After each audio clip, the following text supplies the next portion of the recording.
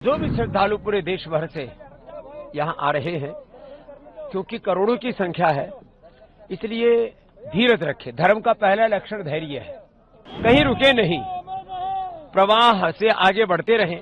संगम का सबको लोभ है कि हम संगम पर जाकर के स्नान करें, तो जो संगम पर न पहुंच पाए तो संगम के स्पर्श से ही चारों ओर स्पर्शित होकर के जल प्रवाहमान है। जहां भी जिसको जल प्रवाह दिख रहा है वो जल अमृत जल ही है।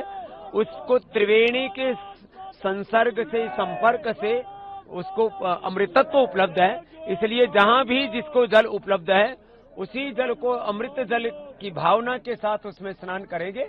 ये सनातन का भी अमृत काल है और अमृत स्नान में ऐसा संयोग बनता है इस महाप्रयाग कुंभ क्षेत्र में दैवी शक्तियों का, वो घनीभूत होकर के अपने आशीषों से हमें आनंदित, आप्लावित, अनुग्रहित, उपकृत करती हैं।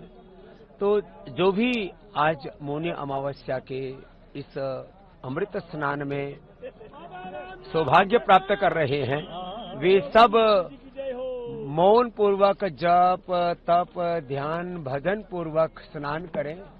अपने हृदय में भगवान के प्रति अनंत कृतज्ञता का भाव रख करके जो कोई बड़ा दोष जीवन में उसका परित्याग करें और किसी एक बड़े सद्गुण को जीवन में धारण करने का व्रत लें।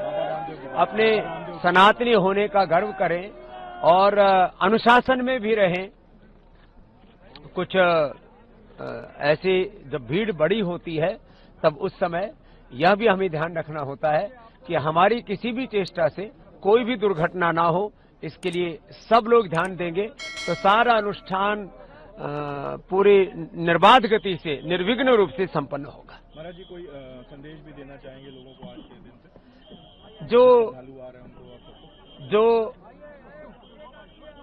जो भी श्रद्धालु पूरे देश भर से यहाँ आ रहे हैं, क्योंकि करोड़ों की संख्या है, इसलिए धीरज रखें। धर्म का पहला लक्षण धैर्य है।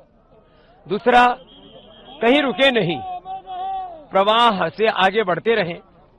संगम का सबको लोभ है कि हम संगम पर जाकर के स्नान करें, तो जो संगम पर न पहुंच पाए तो संगम के स्पर्श से ही चारों ओर स्पर्शित होकर के जल प्रवाहमान है। इसलिए जहां भी जिसको जल प्रवाह दिख रहा है वो जल अमृत जल ही है। उसको त्रिवेणी के संसर्ग से, संपर्क से उसको अमृतत्व उपलब्ध है। इसलिए जहां भी जिसको जल उपलब्ध है उसी जल को अमृत जल की भावना के साथ उसमें स्नान करेंगे तो फिर किसी भी तरह की कोई आपाधापी नहीं मचेगी और हमारा स्नान भी पूरा संपन्न हो जाएगा। और सनातन का गर्व, ये हिंदू का महापर्व, महाकुंभ, ये हमें अपने अनंत पुण्य भी दे पाएगा।